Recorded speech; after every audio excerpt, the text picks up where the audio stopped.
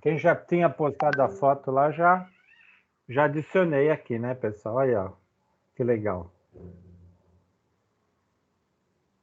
Então aí vão adicionando que aí a gente vai conhecendo o pessoal aí, né? Até para vocês se conhecerem também, quem é novo, né? Das turmas, né? Então aí a gente já vai. Logo a gente volta, não sei se volta esse semestre, mas voltando no presencial a gente já sabe quem é quem, né? Sim. Bom, vamos iniciar, tá? Então hoje a gente vai entrar na sessão 2.1. Nós vamos começar a conceituar a parte de pesquisa, né? E na unidade 1, a gente viu toda a parte de preparação para o conhecimento, né? Então a gente tem vários tipos de conhecimento, né? Senso comum, tem o filosófico, tem o científico, né? E a gente vai agora se aprofundar na parte de pesquisa, tá? Ver como que a gente elabora uma pesquisa.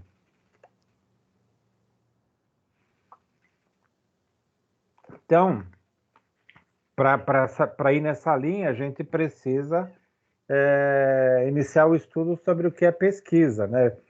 Vamos visar o que é compreender, de que forma que uma pesquisa pode contribuir com as nossas atividades profissionais, né? Então, hoje, as empresas, elas dão bastante valor para os profissionais que tragam inovação na empresa. E a inovação só é possível através de pesquisa. Não dá para a gente inovar se a gente não se aprofundar muito no tema, se for superficialmente. Então, através da pesquisa, a gente vai se aprofundar bastante no tema, né?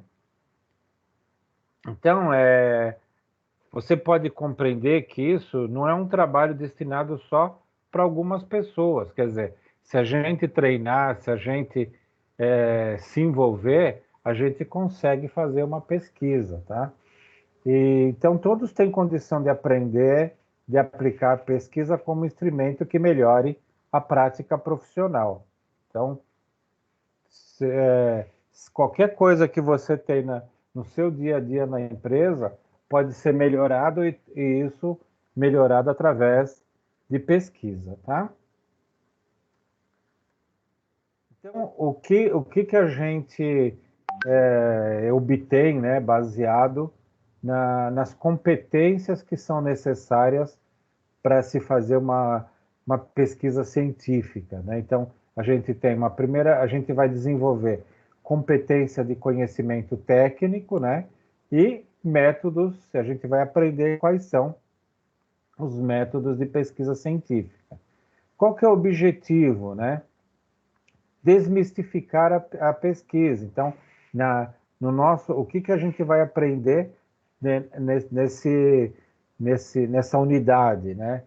A gente vai deixar de ter medo, né, de ter receio. Ah, não, eu não sei fazer pesquisa, tal. Então, o que a gente vai fazer aqui? A gente vai desmistificar, né? A gente vai trazer para uma facilidade. A gente vai ver como que a gente pode facilitar para se fazer uma pesquisa, né? A gente vai apropriar-se das formas de seleção e organização de fontes para serem utilizadas na elaboração de um texto científico, né? A gente vai apropriar-se adequadamente do discurso alheio por meio de resumos e resenhas. Então, quer dizer, o que é o discurso alheio, né? Nós vamos buscar informações de autores que pesquisaram sobre aquilo que a gente quer e a gente vai aprender sobre isso. Então, o discurso alheio é isso.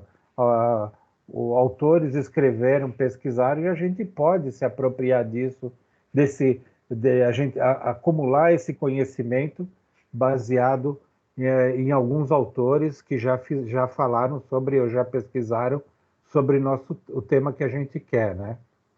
Objetivos específicos, né?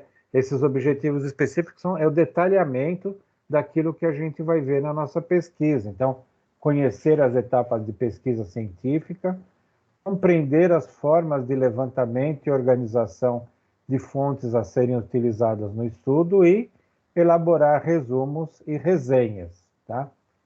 Então, uma coisa aqui que a gente primeiro observa, né, que eu gostaria que vocês dessem uma atenção, né, nesses verbos, né? Como que são esses verbos, né? Eles estão em que situação esses verbos, tá? Eles são no infinitivo impessoal, tá? Então, vocês estão vendo que eles estão sempre, ó, desmistificar, apropriar-se, conhecer, compreender. A gente nunca está falando se isso aqui é na primeira pessoa, terceira pessoa, ele está sempre no infinitivo impessoal. Então, quando a gente faz uma pesquisa científica, a gente está sempre ligado no lado de utilizar o verbo infinitivo impessoal, tá? Tudo bem, pessoal? Isso aqui vocês têm que guardar para quando vocês chegarem lá no TCC, vocês vão, quando forem fazer objetivo geral, objetivo específico, tem que lembrar que vocês vão utilizar os verbos no infinitivo impessoal, tá? Só um instantinho, tem algum colega que não está conseguindo entrar.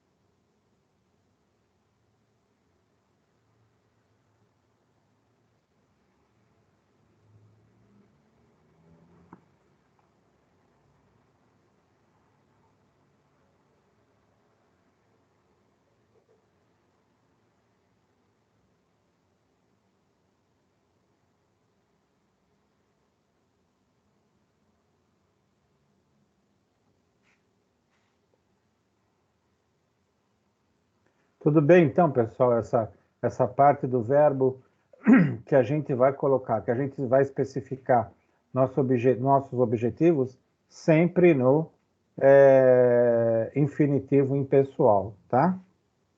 Tranquilo, professor. Legal.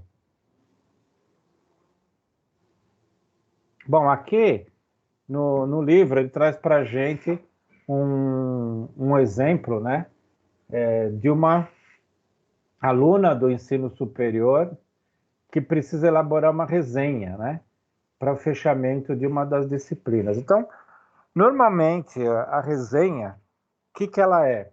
A gente vai fazer um comentário de um determinado, pode ser de um livro, pode ser de um programa de TV, pode ser de um jogo de futebol. Então, a gente vai escrever o que aconteceu, o que a gente interpretou daquilo que a gente quer escrever, né? Só que a gente precisa colocar algum conhecimento. A gente não pode falar como se fosse um papagaio, né? A gente precisa colocar algum conhecimento do assunto. Então, por exemplo, se a gente for fazer um comentário sobre o Big Brother, né? Então, aí a gente vai falar, não, no dia de hoje aconteceu isso, aconteceu aquilo, e isso aí tem que trazer, a gente tem que trazer também alguma informação de conhecimento do programa, né? O programa já está na versão não sei quanto, está diferente dos programas anteriores. Isso aí vai, para se fazer esse comparativo, né, vai requerer uma pesquisa. Então, sempre que que a gente precisar fazer uma resenha, resenha de um livro, resenha de qualquer... se vocês observarem nos programas, normalmente no programas esportivos, tem lá um quadro que é resenha, né? Então, quando o jornalista fala do que aconteceu, ele sempre dá informações adicionais que ele pesquisou. Não é só aquilo que ele está vendo. Então, ele vai dar algumas informações técnicas. Você vai falar do futebol, né? Então, vai falar assim, tal time ganhou do tal time, mas com essa vitória, ele está em uma determinada classificação, subiu na tabela de classificação, porque ele foi fazer uma pesquisa sobre isso. Então, não é só a resenha, não é só falar aquilo propriamente dito, tá? Então, para elaborar a resenha, ela precisa não somente saber o que é, sua estrutura e deve descrevê-la, mas também, e principalmente, aquilo que eu acabei de falar, né? Ter conhecimentos de forma para formar o entendimento a uma realização em relação ao tema de estudo. Então, não é falar como um papagaio, tem que agregar conhecimento àquela resumo que está se falando, né? Então, a resenha, ela será uma obra indicada pelo professor, quer dizer, o professor vai passar, olha, você vai fazer uma resenha desse livro, né? Então, a aluna vai ler o livro, vai fazer uma resenha de 2 páginas, e dentro dessas 2 páginas, além dela falar o que tem dentro do livro, ela vai precisar colocar algum conhecimento, não do livro, mas algumas informações do que se passam em cima. Então, antes disso, ela vai pegar alguma coisa sobre o tema do livro e vai ter que inserir algum conhecimento, tá? Então, entretanto, essa resenha exige que seu autor teça algumas considerações sobre o tema apresentado, né? Então, é isso que eu venho falando. O autor, a aluna, no caso, ela tem que fazer alguns comentários sobre o tema em geral, e aí isso é chamado estado da arte, contextualizando o assunto e fazendo a indicação da obra ou não, né? Então, quer dizer, ela vai enxertar a informação de conhecimento que ela obteve, tá? Então, a orientação feita pelo professor é de que se inicie com a pesquisa sobre o assunto. Mas para isso é preciso compreender o que é uma pesquisa e quando esta serve para fins acadêmicos, né? Então, é o que nós vamos ver aqui nos próximos slides, tá? Então, a Clara precisa compreender como a pesquisa servirá de subsídio para a elaboração de uma resenha ou de um texto científico. Então, foi aquilo que eu comentei anteriormente da resenha de um programa de esporte, né? Então, quando lá na ESPN vai se fazer uma resenha do que aconteceu no final de semana nos esportes, sempre os jornalistas vão incrementar não só o resultado, mas informações que eles pesquisaram sobre o assunto, tá? Então, sempre que for pedido para vocês fazerem uma resenha, se em alguma situação precisar fazer uma resenha, é nessa linha que precisa ser feito, tá? Então, a resenha é um tipo de documento, ou é um tipo de pesquisa científica também, tá? Aqui no caso que o livro está apresentando, ele está dando exemplo de resenha, mais para incorporar o assunto de pesquisa, tá?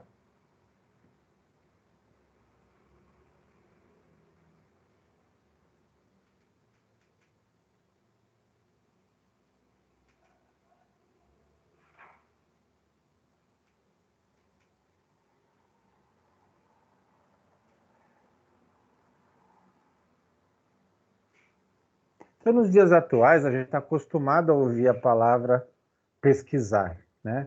Então, sempre que a gente tem uma dúvida, o que a gente faz?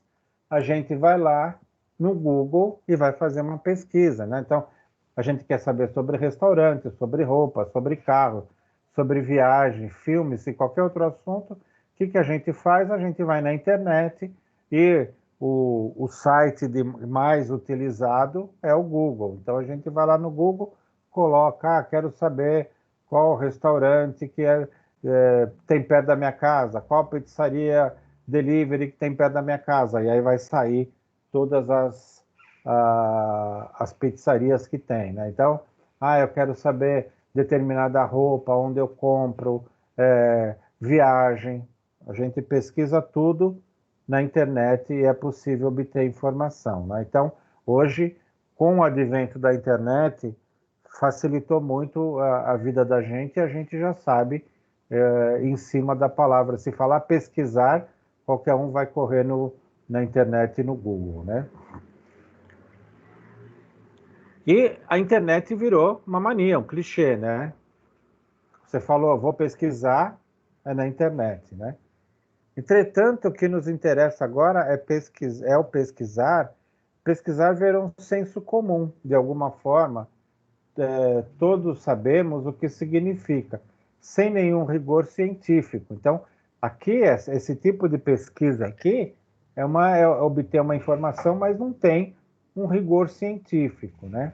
Então, pesquisar é buscar informação sobre algo, visando esclarecer critérios para melhores escolhas. Então, a gente vai, na verdade, escolher, mas, como diz aqui, sem nenhum rigor científico, tá? Do ponto de vista científico, pesquisa é um procedimento organizado, racional e sistemático para se construir com os conhecimentos. Então, não é de qualquer forma que se faz uma pesquisa científica, né? Ela tem procedimentos para serem realizados, tem que ser sistemático, tem que ser racional, tem etapas, né? Um pouco a gente viu quando a gente falou do conhecimento científico, algumas coisas a gente vai relembrar na aula de hoje. Então, isso significa que buscar informações e dados que permitam compreender determinado objeto, determinado fenômeno, né? A definição feita por Lidwig, em 2009, esse autor, né, diz que pesquisa científica é uma atividade que visa dar respostas a determinados problemas que são próprios de qualquer área de conhecimento, né? Então, sempre que a gente quiser buscar alguma área de conhecimento, independente da área, ou ciências em si, matemática, recursos humanos, sempre vai existir a possibilidade de se fazer uma pesquisa científica, né? Desde você ir para a linha de ciências, que você vai fazer ensaios laboratoriais, ou mesmo uma pesquisa na área administrativa ou na área de educação, você também pode fazer uma pesquisa científica, desde que você busque informações científicas baseadas na sua necessidade, tá? Você pode perceber que a pesquisa científica é um procedimento que utiliza metodologias próprias para construir conhecimento com base no método científico. Então, o método científico é o caminho da ciência para chegar a um objetivo. A metodologia são regras estabelecidas pelo método científico, tá? Então, essa frase é do Richardson, um autor de 1999, tá? Então, aqui vocês começam a perceber, né, que às vezes nos livros eles trazem informações, né, de quem fez a pesquisa ou quem falou determinada frase que colocou na sua publicação. Então, aqui ele tá dando isso. A gente está usando a frase desse autor e aqui a gente aponta o ano do livro dele, em qual página está. Então, isso aqui faz parte de uma escrita científica, né? Porque o que você está fazendo aqui? você está dando, refletindo, né, aquilo que um autor escreveu, você está citando esse autor, então isso mostra que não é uma coisa sua, é uma coisa desse autor, ele fez pesquisas para chegar nessa frase ou nesse trecho aqui, né? E a gente pode utilizar aquilo que um autor já fez, mas o que a gente tem que fazer? A gente tem que dar o crédito para esse autor. Então, essa é uma forma correta da gente fazer um documento científico, né? Então, isso aqui foi tirado do nosso livro, né?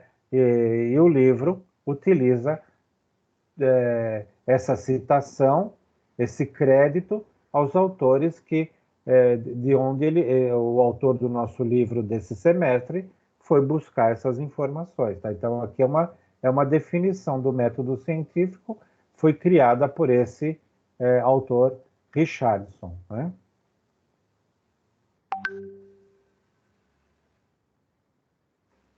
Então, mesmo considerando a complexidade das pesquisas, é comum a todas percorrer uma certa estrutura, né?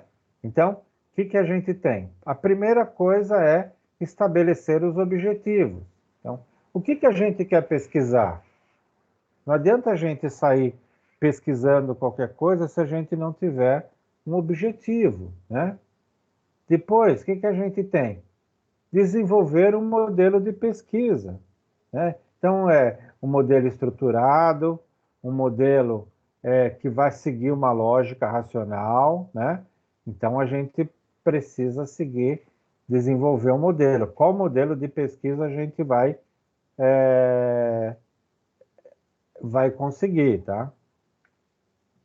O outro, coletar informações ou mesmo recorrer a dados obtidos. Então, aqui, a partir do momento que a gente estabelece os objetivos, a gente vai buscar informações para aumentar o nosso conhecimento, né? Então,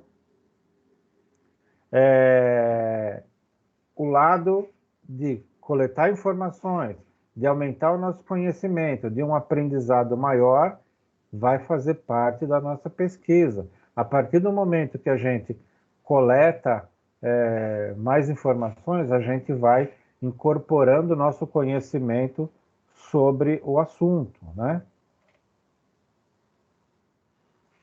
Avaliação, né? O que é avaliação? É o processo de validar o momento relacionando os dados e o modelo definido, né? Então, o que a gente faz? A gente coleta a informação, a gente faz o cruzamento com o modelo e os dados que a gente buscou, né? Para ver se está correto aquilo que a gente pesquisou, tá?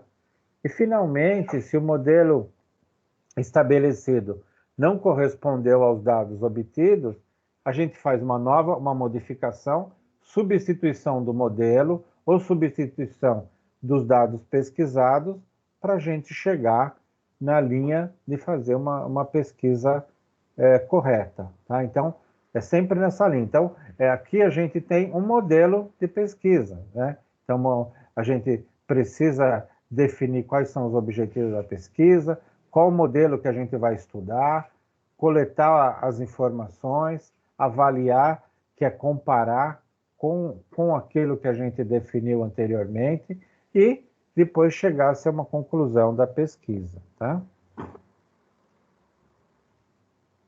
Então, Professor, Oi, fala. professor, tem uma colega minha que está pedindo para o senhor aceitar ela aí na reunião.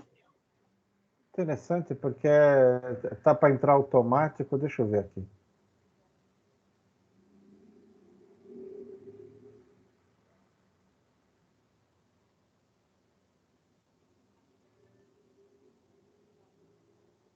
Será que ela está entrando no link certo? Porque não está. Vocês estão vendo aqui, ó, não tem ninguém na espera. Eu vou verificar com ela aqui, tá, professor? Vou pedir Vê para com ela ela, entrar vê se ela está entrando no. no link. Ah, ô, professor, ela perguntou para mim aqui se é o link do Ava, não é o mesmo não, né? Deveria ser o mesmo. Ah, tá. Eu vou falar com ela aqui, só um minutinho. Senão ela tá no grupo do WhatsApp. Não sei se ela tá naquele, mas eu tenho ela aqui. Eu já vou encaminhar o link do WhatsApp para ela. Encaminha o link para ela. Tá bom? Obrigado, Obrigado, viu? professor. Boa.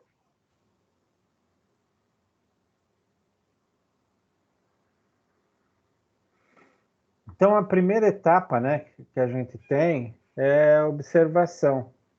Então, ela pode ser considerada a etapa inicial do método científico. Então, a primeira coisa é observar aquilo que a gente vai fazer de pesquisa, tá? O que pode ser estudado ou que pode ser melhorado. Então, é aquilo que a gente olha primeiro, né? Então, quando afirmamos que a observação é fundamental para o estudioso, isso se dá numa perspectiva de ser observador atento à realidade do contexto, né? Então, se vocês pararem um pouquinho agora para pensar, né, no trabalho de vocês, na empresa de vocês, o que não funciona bem, o que pode ser melhorado, e através desse ponto você chega no lado da observação, né? Então, se você for ver, pode ter muita coisa que pode ser feita na empresa, né? E, e aí chega na linha de você observar e melhorar alguma coisa que pode ser feita. Então, a observação é a primeira coisa que a gente precisa fazer para caminhar na linha de uma pesquisa, tá?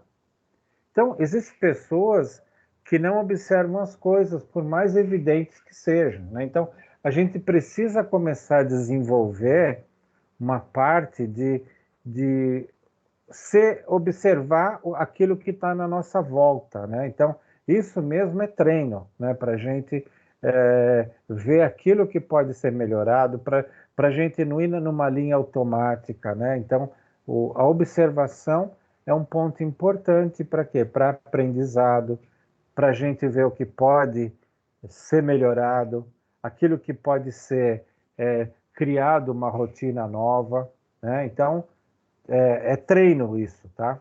Então, observar os fenômenos é ficar atento ao que ocorre não apenas na sociedade, mas ao nosso redor. Então, muita coisa pode ser melhorada a partir do momento da gente ficar atento e observar, né?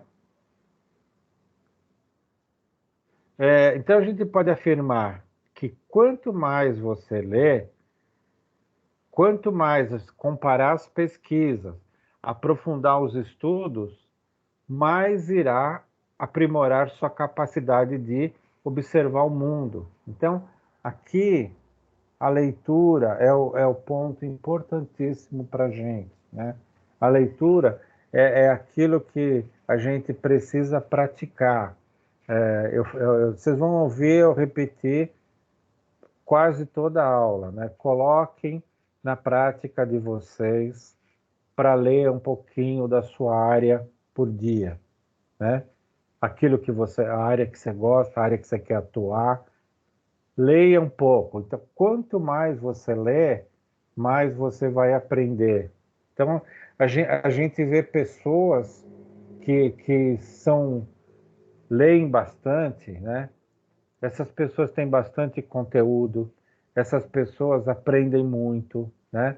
Essas pessoas têm muito assunto para falar, para comentar, né? Então, coloque em prática ler, pesquisar alguma coisa. Não precisa muito, é 15, 20 minutos por dia, ler algum material da sua área, alguma coisa nova. Aí vocês vão ver que quanto que a gente aprende com a leitura, tá?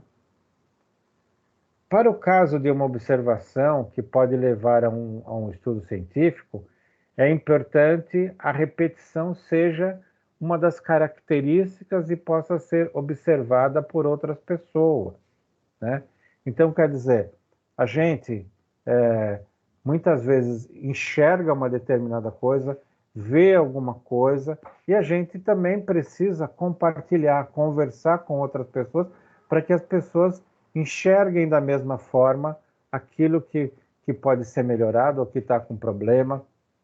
Então, esse é um ponto que também a observação é interessante, tá? Compartilhar com outras pessoas a ideia da gente, para que isso comece a amadurecer uma oportunidade de melhoria, tá? Então, aí em seguida, a gente tem a formulação do problema. O problema estará relacionado ao que você observou e que, por sua condição, se configura como uma situação problema, né? Então, a partir do momento que a gente observou alguma coisa, a gente vai criar uma situação problema para ser estudada, né? Então, eu vi isso aqui, poxa, isso aqui está me chamando a atenção, eu vou criar numa linha uma situação problema, tá? Então, aqui a gente traz, né, constante atraso na entrega de mercadorias numa empresa. Então, a empresa entrega a mercadoria, mas sempre atrasado, né? Então, isso é um problema que a gente começa a ver, começa os clientes reclamarem. Então, isso aqui chama uma atenção. A partir daqui, desse problema, pode-se fazer determinadas observações, formulação de alguns problemas baseados. Aqui, o problema não é entrega de mercadoria atrasada, né? O problema é alguma coisa no processo que está entregando a mercadoria atrasada, né? Então, aí vai o quê? Vai da gente observar e vai da gente pesquisar. Aqui a gente já tem o resultado. O resultado, a entrega atrasada é um resultado e já vem com reclamação de clientes, tá? Então, para melhor formular o problema, orientamos que o faça numa forma de pergunta, tá? Então, sempre naquela linha. Que pergunta que a gente pode fazer para começar a estudar esse problema, tá? Então, lembre-se de que isso é aprendizado, precisa começar a exercitar. Quanto mais exercita, mais irá aprimorá-lo, né? Só não é válido não fazer. Então, a gente tem que... muitas vezes a forma da gente estudar um problema, a forma de a gente trabalhar na resolução de um problema, como diz aqui, não é fácil, não sai direto. Então, a gente precisa fazer várias vezes para se começar a aprimorar o método de criar uma identificação de problema, de observar determinada situação. Isso tem que colocar em prática no dia a dia da gente, tá? Então, se você se propõe a fazer alguma coisa, não terá todo o conhecimento de início. Então, não adianta, sempre que a gente for fazer alguma coisa, a gente não conhece tudo. Então, como que a gente vai aprimorar? Evidentemente que precisará realizar e executar. Então, quanto mais a gente faz, mais a gente aprimora o conhecimento. Então, se você tiver vergonha de fazer e executar, poderá chegar ao proposto? Claro que não, né? Muitas inovações são decorrentes da coragem de fazer algo de maneira nova, tá? Então, é assim que surgem as inovações. As inovações começam a acontecer, se a gente pegar equipamentos que foram inovados, né? Foi muito numa linha de pesquisas dos autores que tiveram a coragem de fazer algo novo, né? Por exemplo, o telefone celular, né? A maioria de vocês já nasceu com telefone celular, né? Mas antes a gente tinha um telefone fixo em casa, né? Então, o que acontecia quando a gente tinha por exemplo, mandava um currículo, né? E dava o telefone da nossa casa. A gente não podia sair, ficava esperando. Ah, não, hoje eu vou. Alguém tem que ficar em casa esperando, porque se a empresa me liga para uma entrevista, não vai ter ninguém em casa, né? Aí um maluco lá falou assim: poxa, por que que eu não invento uma coisa que posso levar o telefone junto, né? Foi a coragem que alguém teve para fazer alguma coisa diferente, né? Porque antes o telefone fixo funcionava bem, né? Todas as pessoas falavam e tudo mais. Só que aquilo teve a necessidade de é, mobilidade, tá? E a mobilidade precisou se criar uma inovação. Então, isso com todas as outras coisas que a gente tem, né? Então, hoje, esses aplicativos como Netflix ou como Disney, como Amazon Prime, né, que tem filmes e tudo mais. Antigamente, o que a gente tinha? A gente tinha só filme na TV aberta. Aí depois surgiram as videolocadoras, que tinham os filmes, você ia, alugava, muitos de vocês nunca nem pegaram isso também, né? Aí, num determinado tempo, se criaram, a Netflix identificou essa necessidade. Poxa, eu vou colocar os filmes na internet e as pessoas pagam para isso e pronto, não precisa sair de casa para buscar o filme nas videolocadoras e tudo mais, né? Antes disso, até teve as TVs por assinatura, né? As TVs por assinatura que tinham HBO, inúmeros canais, né, com filmes, também foi uma inovação em cima das videolocadoras. Então, mas é sempre assim, alguém tem coragem de colocar uma nova ideia, uma nova metodologia, uma, uma nova tecnologia. Então, sempre que a gente pode fazer uma coisa gigantesca, mas pode fazer uma coisa pequena dentro da empresa da gente, ou pequena dentro da vida da gente, mas a gente consegue inovar. Inovar desde do formato da gente viver a vida, né? Desde o formato de como a gente se coloca no mercado de trabalho, né? Se a gente não fizer nada para a gente, né? Vocês estão fazendo, vocês estão aprimorando, vocês estão num curso superior que já dá oportunidades, né? O outro ponto é o quê? O que mais se precisa para eu ser um profissional de qualidade? E tudo isso é inovação dentro da sua vida particular. Como você precisa se preparar mais? Como que você precisa adquirir conhecimento para você se oferecer para o mercado de trabalho? Tudo isso é o quê? É aprendizado. Você precisa se desenvolver. E aí, muitas vezes, você precisa se inovar também, né? E aí você precisa estudar, aprender, pesquisar. Para quê?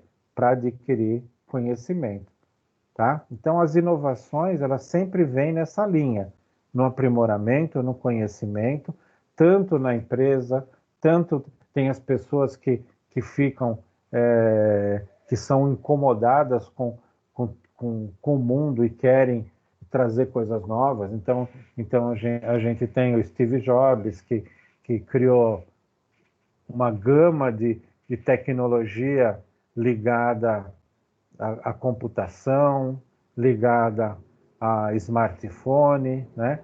O Bill Gates, tá? Então, quer dizer, a gente tem aí os bambambam, mas a gente também pode criar inovações pequenas dentro da nossa empresa, da empresa que a gente trabalha, né?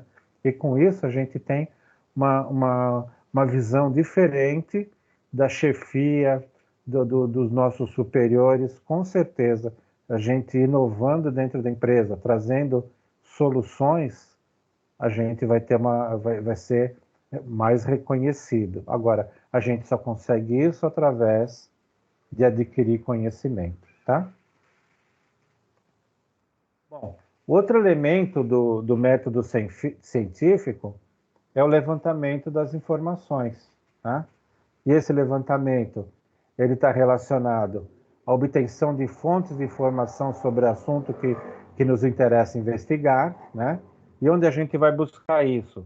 No caso do estudo científico, é preciso buscar em materiais escritos, livros, monografias e materiais disponíveis na internet. Então, a gente tem uma gama de lugares para buscar informação. Hoje a gente tem não livros só escritos em papel, mas a gente tem inúmeros livros digitais, né, que a gente pode buscar informação, ou a gente tem base de dados na internet, base de faculdades, bases do governo, que traz um monte de pesquisa científica que a gente pode aprender, né? No primeiro dia de aula, eu mostrei para vocês lá o Google Acadêmico, que ele traz um monte de artigos científicos que a gente pode ler sobre aquilo que a gente quiser. Só colocar lá, Google Acadêmico, coloca o assunto, vão aparecer inúmeros artigos sobre aquele assunto que a gente quer. Ou ainda buscar livros, né? Na própria biblioteca da faculdade, a gente tem inúmeros livros digitais que dá para se buscar. Qualquer assunto que a gente queira, tem livros digitais. A gente tem diversos sites também que tem livros gratuitos, tá? Então tem uma gama de lugar para pesquisar. A gente não pode, a única coisa que a gente não pode alegar é que a gente não acha material para aquilo que a gente quiser pesquisar.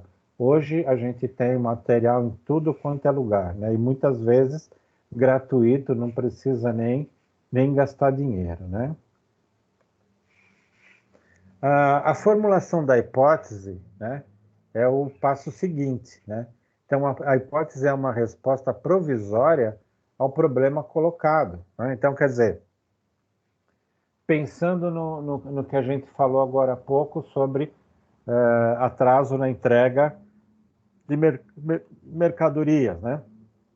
O que a gente poderia pensar como hipótese, né? Ah, os pedidos não são colocados corretamente com todas as informações, então, quando se começa a produz numa quantidade menor, e aí, quando a gente vai colocar para enviar para o cliente, falta algumas peças, e aí tem que produzir alguma coisa correndo. Um exemplo, pode ser uma hipótese, né? Que outra hipótese pode ter, né? Ah, a gente tem mais entregas do que transporte. Pode ser uma hipótese. E aí, o que acontece? O produto está pronto, só que a moto, a van que vai entregar, são poucas. É uma outra hipótese, né? Então, tem inúmeras hipóteses que a gente pode pensar. E aí, é aí que vem o nosso caso. Então, a gente vai observar a realidade, você constata um problema, transforma numa pergunta para melhor delimitá-lo, né? Então, é através do problema colocado. E através daí, a gente cria uma hipótese. Através da hipótese, a gente busca fontes, né? Depois disso, a gente busca fontes e informações para melhor compreender essas hipóteses. E assim, munido de maiores esclarecimentos, elabora uma resposta provisória para esse problema, né?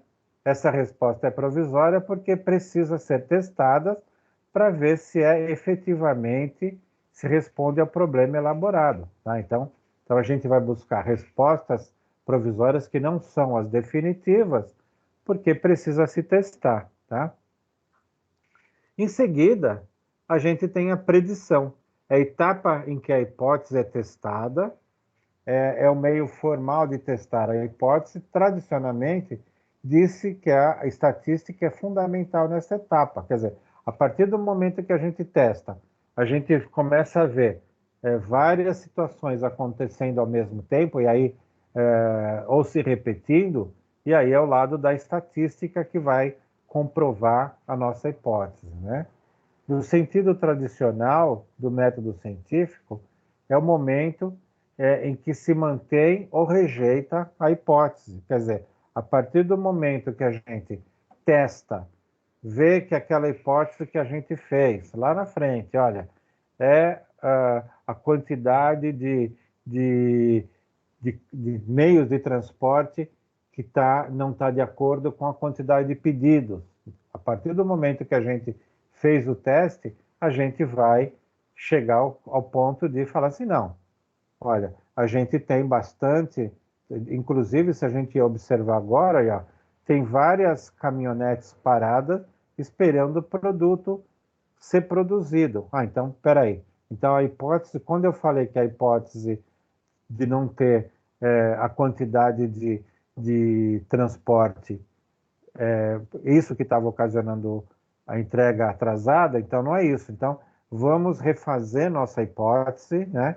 Então, vamos pensar, bom, agora, o que pode ser? Pode ser que a produção não está dando conta para atender os pedidos. Então, vamos lá fazer uma nova observação na área de produção. É mesmo, olha, a produção está sobrecarregada, o pessoal está trabalhando 24 horas por dia e mesmo assim os pedidos ficam, não consegue atender os pedidos que tinham sido prometidos para entregar, para ficar pronto hoje. Então, então a gente chegou aqui, a nossa hipótese, a gente identificou o problema, agora vamos corrigir. Então, a partir da hipótese testada, a partir do momento que se chega a uma afirmação em cima daquela hipótese, bom, agora a gente precisa ver para corrigir, tá? Outro ponto é a experimentação. Ela é outra etapa do método científico que se estabelece a manipulação e a comparação dos resultados. Então, a gente precisa fazer essa comparação através de testes e aquilo que a gente tinha criado como hipótese, a gente vai fazer a comparação e a manipulação dos resultados, tá?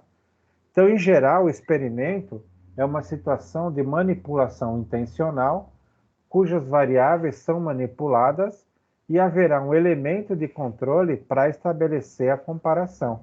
Então, a gente cria uma linha e aí começa a gerar os testes e aí vai comparando para ver se realmente está de acordo com aquilo que a gente tinha estipulado, tá?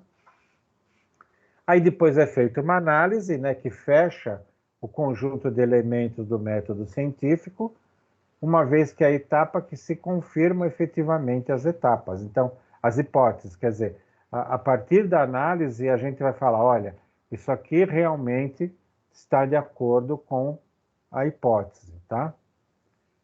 Uma questão que causa muita insegurança nos iniciantes é que se a hipótese for rejeitada. Então, quer dizer, você fez uma hipótese, chega no final, não bate, você faz uma análise, você não chega a uma resposta daquela hipótese, né? Então, houve erro em alguma etapa, é a primeira coisa que a gente pensa, né? Houve erro de formulação de problema, então a gente sempre coloca, poxa, eu fiz todo um trabalho, fiz toda uma metodologia e eu não consigo justificar essa hipótese ou comprovar essa hipótese desse problema, né? Na verdade, o que ele traz para a gente, né? Mesmo que a hipótese não seja confirmada, ao contrário, ela seja refutada, ainda assim se constitui conhecimento para confirmar que o caminho escolhido não foi o melhor. Quer dizer, mesmo assim a gente aprendeu que escolhemos o caminho errado, mas que com certeza permitiu constatar equívocos testar outras possibilidades e levantar outras hipóteses. Quer dizer, não deu certo, mas a gente consegue levantar outras hipóteses. Então, o importante é aquilo, não desistir, se não deu certo em cima daquela hipótese que a gente fez, a gente criar novas hipóteses, fazer novos testes até chegar na confirmação do nosso objetivo, tá?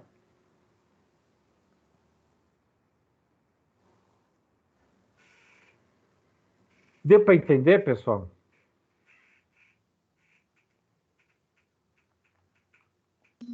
Sim, professor, ficou bem claro. Eu vou mostrar para vocês agora, eu acho que com o que eu vou apresentar para vocês agora vai dar um pouquinho mais de detalhes, né, sobre todas essas etapas, né, o que é uma pesquisa, né? Então, eu vou apresentar para vocês aqui o projeto de iniciação científica. A gente tem um programa de iniciação científica que eu sou orientador desse programa, né, com os alunos de administração de empresas, né? Então, o que a gente faz? Eu inscrevo um projeto, então existe um órgão que é o FUNADESP, né, que é a Fundação de Desenvolvimento do Ensino Superior, tá?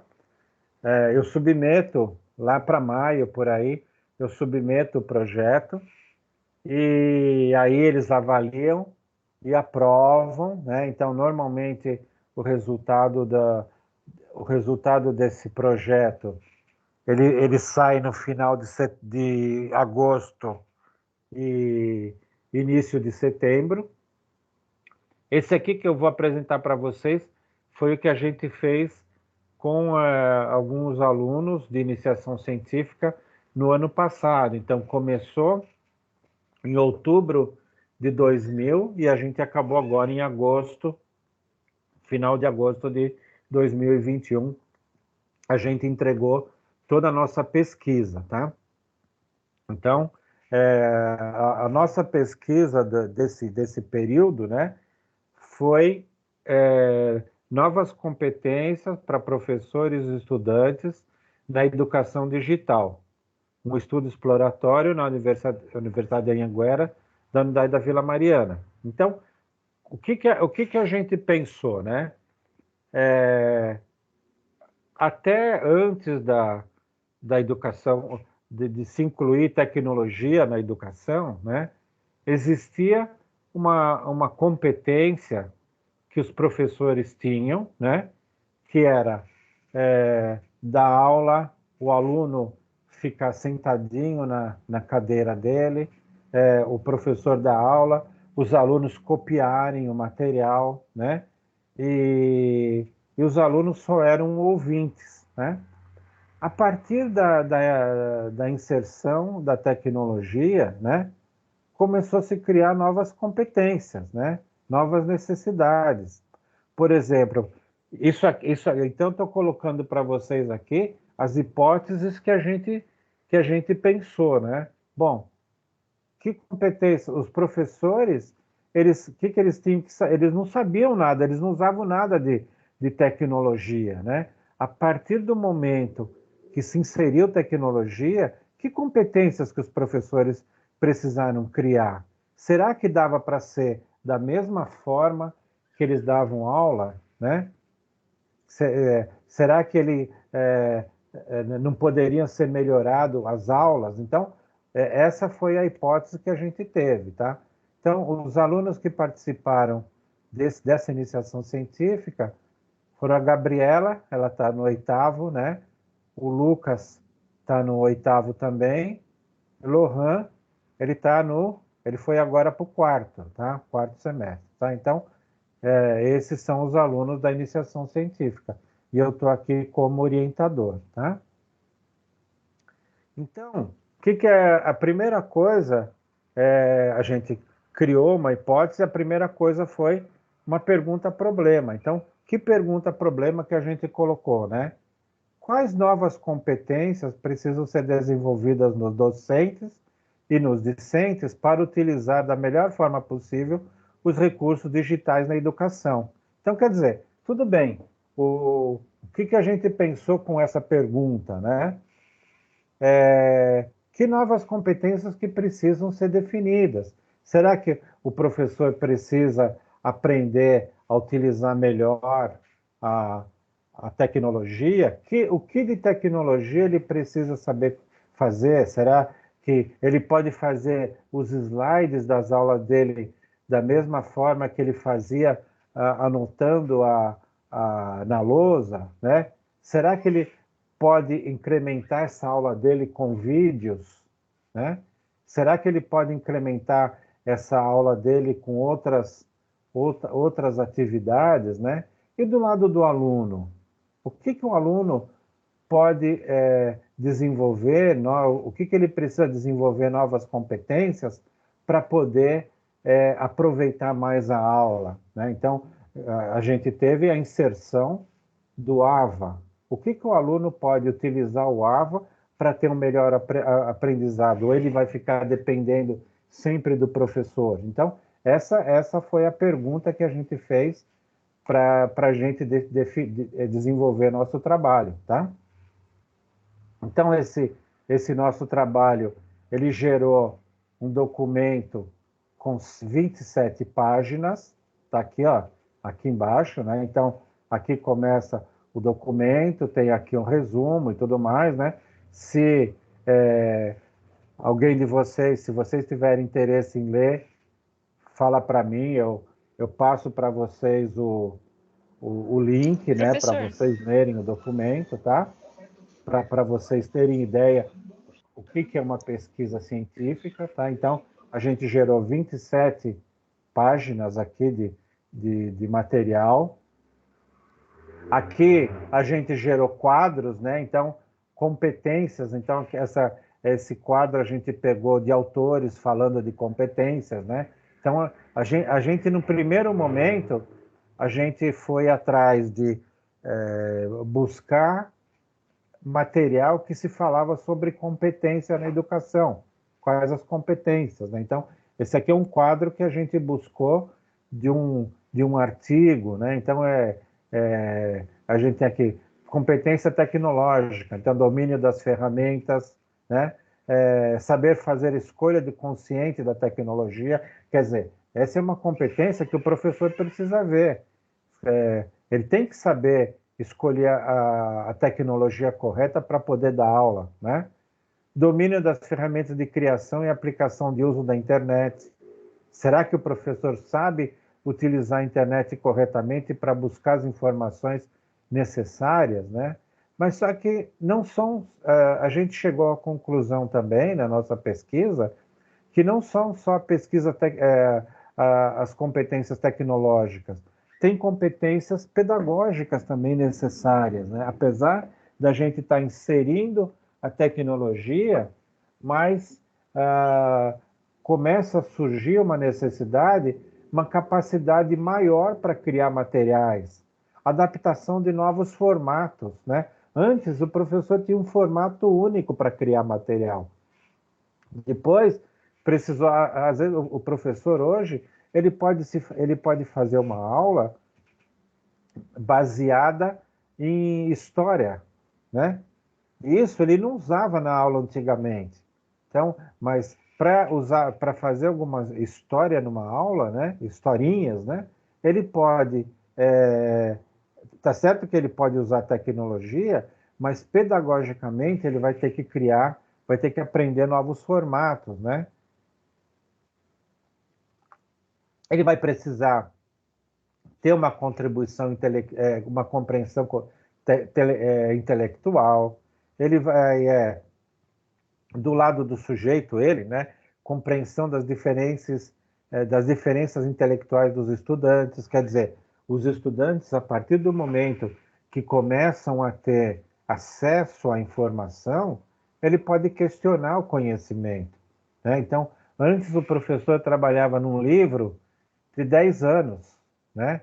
Hoje, não dá para você trabalhar num livro tão desatualizado assim. Por quê? O aluno, no momento que você está falando, o aluno pode chegar e buscar a informação na internet e falar, ó, isso que você falou que era há 10 anos, hoje não é mais, mudou, né? Então, compreensão de diferenças intelectuais dos estudantes, compreensão de comunicação. Então, a forma de comunicar através ou mesmo da tecnologia é diferente com os alunos. Então, você tem que ter um compartilhamento, né? Então, levar em consideração o afeto nas relações entre professor, alunos e meios digitais. Quer dizer, não pode ser uma coisa tão fria. Não, é o digital e tudo mais. Não pode ser uma coisa tão fria. Você precisa ter essa proximidade com os alunos. Então, aqui é um dos quadros que a gente buscou no nosso material. Então, é aquilo, é o conhecimento que a gente foi, tá? Aqui, outro quadro que a gente montou em cima das respostas, também faz parte do nosso trabalho, né? Resposta dos professores, questionário aos professores. Aqui tem as várias perguntas que a gente fez aos professores e aqui tem as respostas, né? Então, isso faz parte da nossa pesquisa, do nosso aprendizado na opinião dos professores, né? Aqui tem outra parte que... Eu peguei algumas partes das 27 páginas para mostrar para vocês, né? Então, aqui tem esse autor, o Perrenoud, que ele é bastante ligado a competências, ele também dá todo um lado de competências apontadas para novas competências profissionais novas competências profissionais dos professores, né? Então, utilizar novas tecnologias, organizar e dirigir as situações de aprendizagem, trabalhar em equipe. Antes, os professores não trabalhavam em equipe. A partir do lado da tecnologia, você precisa trabalhar em equipe para troca de informação, né? Então, são dados que a gente buscou todo o nosso trabalho. Então, é sempre na linha do aprendizado, do conhecimento. Então, a gente, antes de começar a escrever, a gente começou o trabalho em outubro, né? A gente ficou de outubro até dezembro buscando essas informações para aprender sobre competências. Depois disso, a gente foi bolar os questionários, né? Alguns de vocês até responderam o questionário, tá? Então, deixa eu voltar aqui. Então, aqui a gente tem, né, o lado de pesquisa desse autor, dos autores e tudo mais, tá? Então, só formalizando esse lado da pesquisa científica. Primeiro, o lado do conhecimento. Depois, a gente submeteu as perguntas para os professores e para os alunos, fizemos a análise e fizemos o complemento do trabalho. Então, deu esse trabalho escrito de 27 páginas. E, por fim, né, a gente fez um vídeo, né, que a gente inscreveu esse vídeo e mais o material que a gente pesquisou, a gente inscreveu num evento que vai ter em novembro sobre pesquisa científica, tá? Então, esse é o quadro todo que a gente fez. Então, esse é para mostrar para vocês que é possível fazer uma pesquisa científica através de uma curiosidade que a gente teve, né? E preparar todo um documento de pesquisa. E aí é um aprendizado. A gente está 10 meses trabalhando, acabou agora, a gente aprendeu muito sobre esse assunto, né? E a partir disso é que é importante o lado da pesquisa, tá? E, inicialmente é observação, e aí vai indo até chegar na pesquisa, tá? Então agora eu vou passar o vídeo que os alunos fizeram, né? Como parte final do nosso trabalho, para vocês também conhecerem, tá? Então, aqui no vídeo, faz um resumo, porque para inscrever o vídeo, a gente tinha que fazer isso sintetizado em 5 minutos, né? Então, a gente teria muito mais coisa para se falar, mas os alunos procuraram sintetizar, ou é obrigatório sintetizar em 5 minutos, tá?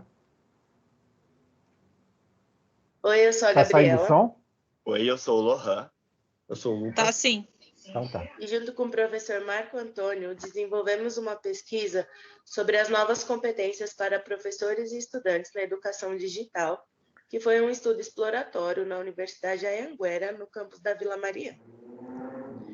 A evolução da tecnologia trouxe benefícios para todas as áreas do conhecimento. Pensando nisso, os educadores do século XXI precisam ressignificar o processo do ensino-aprendizado e estimular os alunos no engajamento deste processo, para que ele seja coletivo e colaborativo. Novas competências tecnológicas para professores. Muito antes da pandemia, a Perrenot de 1995 já incluía a utilização das novas tecnologias para competência essencial para professores. E com base em nossa pesquisa, chegamos à conclusão de que os professores devem e precisam desenvolver novas competências tecnológicas para tornar efetivo o aprendizado digital. A maior dificuldade são os profissionais que já atuam na área, porque eles têm mais dificuldade em aprender com as novas ferramentas tecnológicas. É necessário compreender as ferramentas e como o digital funciona para que o professor possa aplicar os conteúdos programáticos didáticos através da tecnologia. E para isso, as ferramentas têm que ser transparentes para que ele entenda a aplicabilidade dela. Boa. E aqui, analisando o cenário dos estudantes, por conta do avanço da tecnologia, principalmente nos quesitos de informação e comunicação, se faz necessário desenvolver novas formas de agir, de pensar e de aprender. Isso gera novos impactos na educação, porque modifica os espaços escolares, como os ambientes de aprendizagem, por exemplo. Os estudantes já têm uma melhor integração com o mundo digital, diferente dos professores. Com isso, é mais fácil o aluno fazer o uso da tecnologia e seus recursos para obter um melhor resultado no seu aprendizado, e o professor pode utilizar os recursos digitais para ajudar a construir conceitos, integrando o sensorial ao racional. Esses recursos articulados a técnicas em conteúdos ampliam os conhecimentos dos alunos e, para que o aluno desenvolva as competências necessárias para o processo de aprendizagem à distância, se faz necessário exercitar algumas competências básicas, que são elas autonomia, reflexão, administração do tempo, presencialidade virtual, autoavaliação e algumas outras.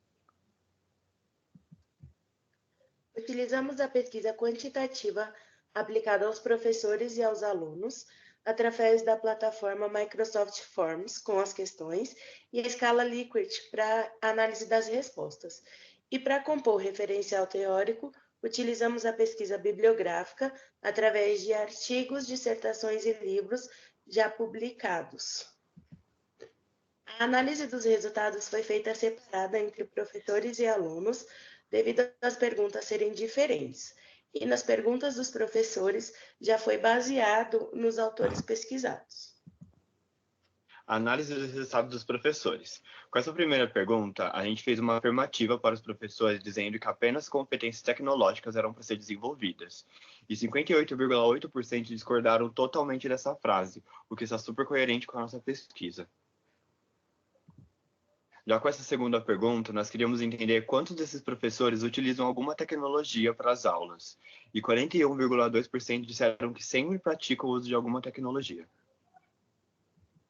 Voltando aqui ao cenário dos alunos, nessa primeira pergunta, a gente enfatiza aqui o fato de o AVA trazer a possibilidade do aluno aprender sozinho, sem a intervenção do professor, e a gente pergunta qual é a percepção e a observação dos alunos quanto a isso. 51,9% concorda parcialmente e 17,3% concordam totalmente, o que reforça as nossas teses e a dos pensadores aqui citados, de que os jovens e alunos tendem a ter mais facilidade na integração com o mundo digital.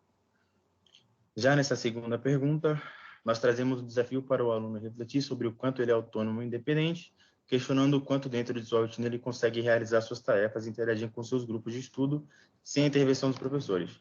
Novamente aqui olhando os maiores números, 30,8% dizem conseguir encaixar essas atividades em 50% da sua rotina e 25% diz conseguir encaixar essas atividades em até 75% da rotina. Para concluir, o uso da tecnologia está presente na educação. Com isso, se faz necessário que alunos e professores desenvolvam novas competências. Apesar da dificuldade de serem utilizados, devido à falta de capacitação de alguns professores que atuam na área, os benefícios dessas novas competências são sempre favoráveis ao processo de ensino-aprendizado. Aqui está alguns referenciais teóricos utilizados na nossa pesquisa. Agradecemos a atenção de todos e até a próxima. Até a próxima. Oi, eu sou a Gabriela. E aí, o que vocês acharam, pessoal? Muito legal, professor. Bem explicativo, informação bem nítida. Vocês concordam que é possível fazer uma pesquisa científica, né? Sim. Porque... Acho muito importante, Oi, professor. pode Também. falar. Ah, não, eu falei, eu acho que é muito importante fazer isso. Nesse momento também, né? Porque nós estamos vivendo novas tecnologias sendo inseridas no mundo da educação mesmo, assim, né? Então, nesse momento da pandemia mesmo.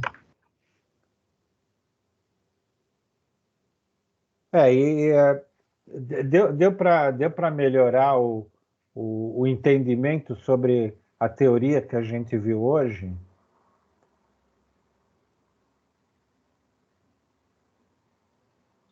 Deu sim, Pro. Deu. Com essa separação, se a gente fosse mapear com aulas de hoje, com o exemplo dado aí dos alunos, para mim é claro como funciona, né? Legal.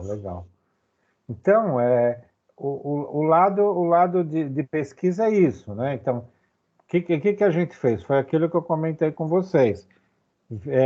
Veio de um lado de uma curiosidade, né, para se fazer o entendimento de as competências, se as novas competências se estão sendo usadas, né? E em cima de pesquisar quais são essas novas competências, né? Então, existe um número de competências que precisam ser desenvolvidas. A gente sabe que tanto professores como alunos, né, precisam desenvolver competências digitais, né, para o trabalho, né, para se trabalhar em empresa. Então, a gente não conseguiu no vídeo colocar todas as perguntas e as respostas, né? Mas, por exemplo, tem uma pergunta lá do aluno, se o aluno sabia utilizar Excel e Word, né? Então, quer dizer, 25% dos alunos sabem utilizar Excel. E Excel é uma ferramenta digital nas empresas, muito utilizada, independente Professor, da área. uma pergunta. Teve algum tipo de filtro entre os alunos ou foi de modo geral? Tipo, Foi modo só geral. alunos de administração, o filtro foi para os alunos de administração. Só administração. Administração, todos os semestres. Tá? Entendi. Então, isso faz parte também da pesquisa, tá? Então, a gente coloca qual é o nosso público-alvo, né? No nosso caso, a gente distribuiu para todos os alunos da administração. Foi utilizado o representante de sala, né? Passou no grupo, a gente, claro, aí a gente não pode obrigar a responder, mas foi passado para todos os alunos do 1º ao 8º semestre.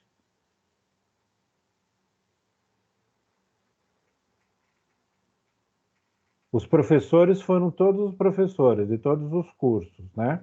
Hoje a gente tem na Anhanguera 5 cursos, né? Então, foi passado para todos os professores. Então, a dificuldade para a gente fazer um trabalho assim científico, né, é o retorno de pesquisa. Então, a gente passa e as pessoas muitas vezes não respondem, né? E aí a gente fica sem um número para se fazer a avaliação, né? Mas foi um número bom de alunos. A gente teve mais da metade dos alunos responderam. Então, a gente ficou mais ou menos tranquilo, mas é do 1º até o 8º, né? Legal, professora. E a gente vai fazer algo parecido com isso? De trabalho para entrega mesmo? Então, aí é o TCC, né? É o TCC. Isso era o TCC deles? Não é. Porque a gente tem um trabalho de iniciação científica, né? O TCC deles é outra coisa. Então, a iniciação científica é um trabalho mais longo, é uma pesquisa muito mais detalhado, né? Ah, sim. Agora, se alguém tiver interesse em participar de iniciação científica, alguém de vocês, é só falar comigo e a gente inclui nos próximos projetos, tá? Precisaria só ter um tempinho um pouquinho livre, pelo menos umas 5 horas por semana, para poder pesquisar, né?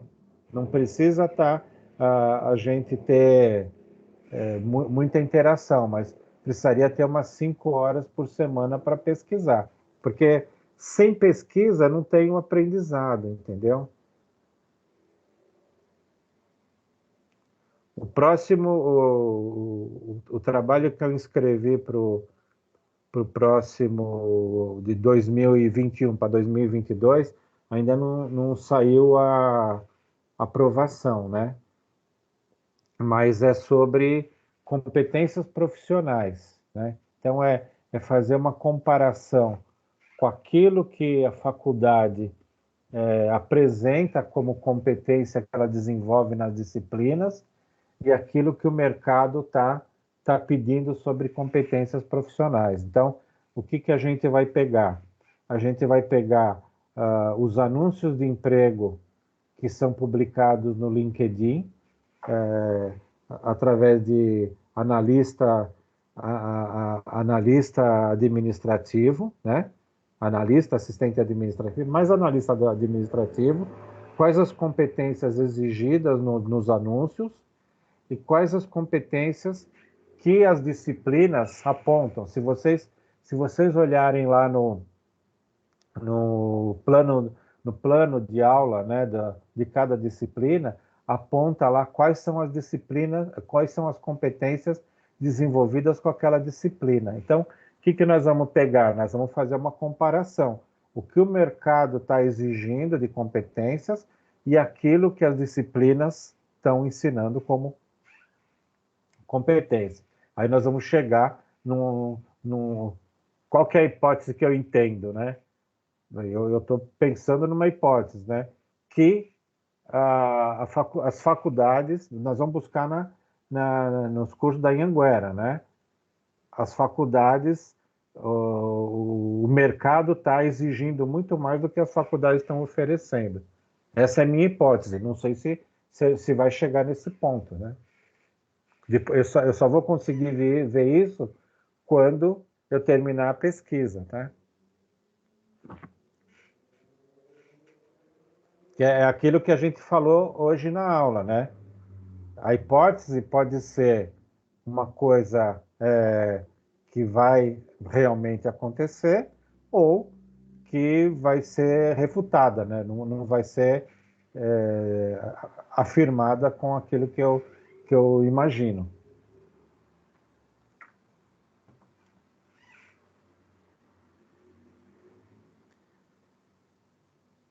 Ficou claro, então, a aula de hoje, pessoal? Ficou sim, professor. Para mim, sim. Legal. Só para relembrar, ó, quem não colocou a foto lá a foto da nossa turma está aqui. Eu já vi que uma das Bárbaras já colocou, né? Lá no nosso grupo do WhatsApp tem o link para colocar foto. Coloca a foto lá para a gente nos conhecermos, tá bom?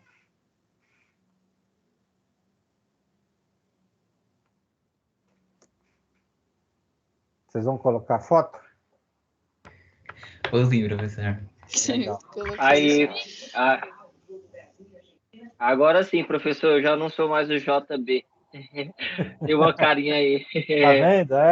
Pô, agora tá JB, mas a gente fica aqui, né? Alguns de vocês eu conheço, alguns eu não conheço. Então, por exemplo, o Tárcio ele veio de transferência, né? Então, alguns de vocês eu não conheço. Pessoal, se tiver tudo ok de minha parte, é isso, né? Hoje a gente não tem questões, mas fica aberto aí para vocês fazerem lá as atividades do AVA, né? E aí eu vou acumulando pontos. Eu já reclamei que não está caindo contabilizando